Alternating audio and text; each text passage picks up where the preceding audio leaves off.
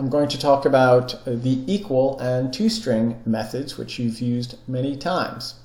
So here I have two strings, S1 and S2, and I'm making new strings for both of them, setting them both equal to pizza. Of course, you don't have to use new string here. You can just say S1, string S1 equals pizza in quotes. But I'm saying new string just to emphasize that strings are in fact objects. So I'm using the new keyword.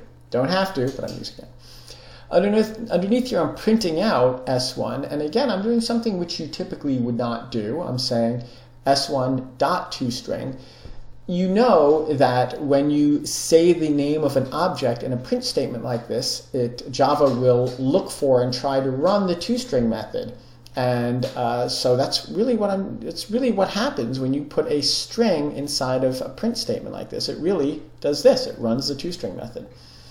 Underneath here, I'm saying is S1 equal S2, and hopefully you know this will be false because these are not, I know they're the same letter by letter, but they're different objects. So this should be false. But if you use .equals to compare strings, it will look at each letter, and so this should be true. And if I run this, I'll run this guy right here.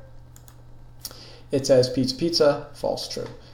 Yeah, all right, so that wasn't too bad. Now, if I just make one little change here, if I say that, and maybe I'll draw a picture of what I've done here. And I'm going to try to draw a picture. This is kind of, oops, let me get so badly, because I'm drawing with a mouse, so give me a break. So this is S1. So this is how I originally had it. I made a new object called S1, and it pointed to this thing called pizza. And then I made something called S2, and that was a new string, and it also pointed to this thing called pizza.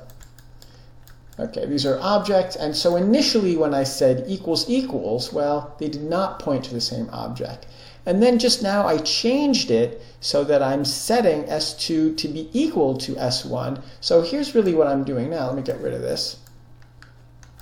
This is the situation I have now. So when I use equals equals, it should say true. And of course, .equals will also say true. So if I give this a quick run, you can see that it says true, true, because I have now made S1 and S2 point to the same object.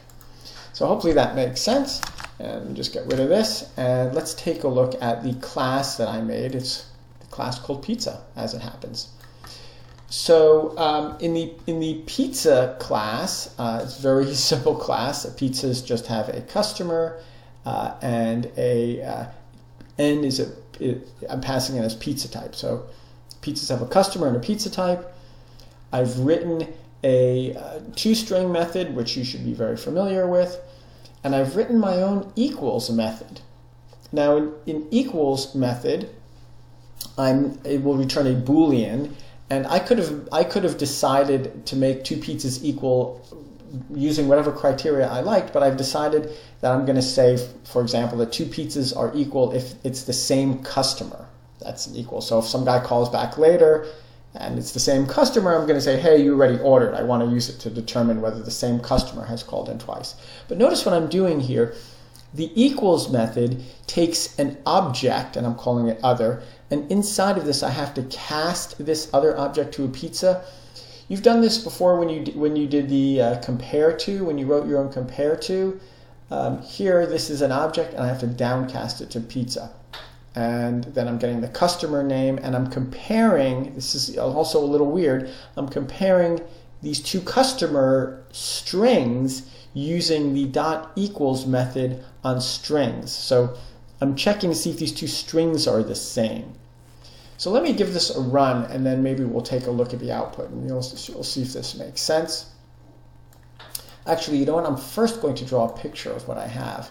So here I have my three pizzas, and hopefully I'll try to do this real quick. I have pizza 1, I have pizza 2, and I have pizza 3, like that. And if I try to do this super quick, so here I have Haas, and I'm going to abbreviate, Haas ordered a veggie supreme. Pizza 2 I have pointing to pizza 1, so these are the same object. And then pizza 3, I have made it another pizza. This is also Haas veggie supreme. That's a VS in case you can't tell. So when I print these all out, of course it'll run the toString and it'll say pos value supreme. And then if I say pizza1 equals equals pizza2, remember equals equals says are they the same object? P1 and P2 are the same object, so this should say true. Dot equals will run my dot equals method and see if they have the same customer name, and in fact they do. They're both Haas. It's actually the same object. P1 equals P3 should be false because equals equals compares the objects. These are different objects. But P1 dot equals P3 based on my equals method should be true because they are both Haas. So let me give this a quick run. Go down here and yeah, value supreme, value supreme, value supreme, true, true, false, true. The only false was in this case P1 equals equals P3. They are different objects. So I'm just going to do one last thing real quick. If I got rid of the toString method, and you've done this before, sometimes you have forgotten to implement a toString method. Let's see what happens if I run this real quick. So I'll run my pizza, and this time I'm getting, it says the name of the object, which is pizza, and then this weird code right here. Well, this weird code tells me the location in memory of this particular object. Notice these first two are the same. Well, that's curious, but remember, P1 and P2 are in fact the same object. And P3 is of course a different object, that's why I'm getting a different code. So if you don't implement the toString method, it runs the toString method in the superclass, and you know all objects have a superclass, and that superclass is called object. So it runs the toString method in object, and the default toString is, or the one that's inherited, is just to tell you the name of the object and its location in memory. Now I'm going to comment out the equals method, and let's see what happens here. And I will not get an error either in this case, but let me just rerun this. And oops, there's my pizza. Run it real quick. And this time, of course, it runs all the toString methods as it did before.